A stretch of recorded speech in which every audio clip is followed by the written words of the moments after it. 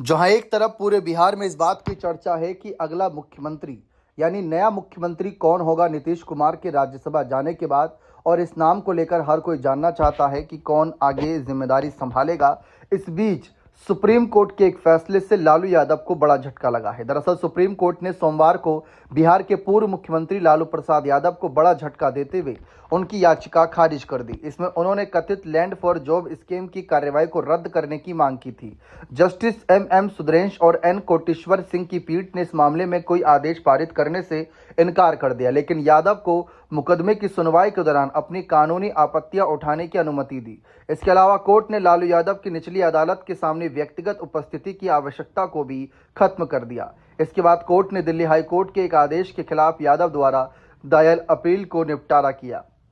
Bar and bench की report के मुताबिक अब पूरे मामले की बात की जाए तो ये मामला सीबीआई के आरोपों से संबंधित है। इसमें एजेंसी के आरोप है कि 2004 से 2009 के बीच केंद्रीय रेल मंत्री के रूप में अपने कार्यकाल के दौरान यादव ने नाममात्र की कीमतों पर अपने परिवार को ट्रांसफर की गई जमीन के बदले में रेलवे में ग्रुप डी पदों पर नियुक्तियां की सुविधा प्रदान की।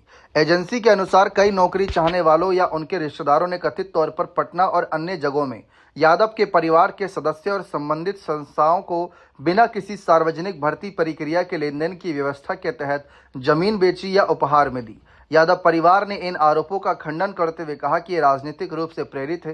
दिल्ली हाईकोर्ट ने 24 मार्च को यादव की मामले को रद्द करने की याचिका को खारिज कर दिया, यह मानते हुए कि धारा 17A केवल भावी रूप से लागू होती है और इसलिए 2004 और 2009 के बीच कथित कृत्यों को कवर नहीं करती। इसी के चलते यादव ने सुप्रीम कोर्ट में अपील की।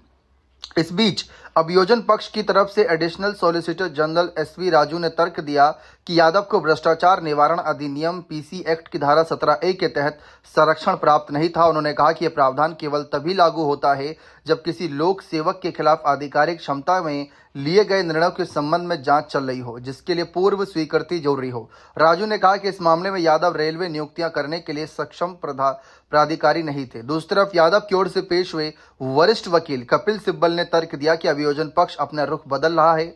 उन्होंने बताया कि दिल्ली हाईकोर्ट ने यादव की याचिका को उस आधार पर खारिज नहीं किया था जिस पर अब बहस हो रही, बल्कि ये माना जा रहा था कि धारा 17A केवल भावी रूप से लागू होती है।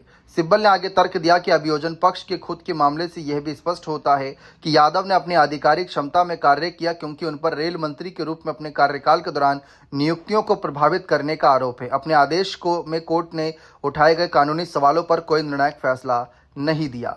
फिलहाल आगे देखते हैं और क्या कुछ यहाँ पर खबरें सामने आती हैं।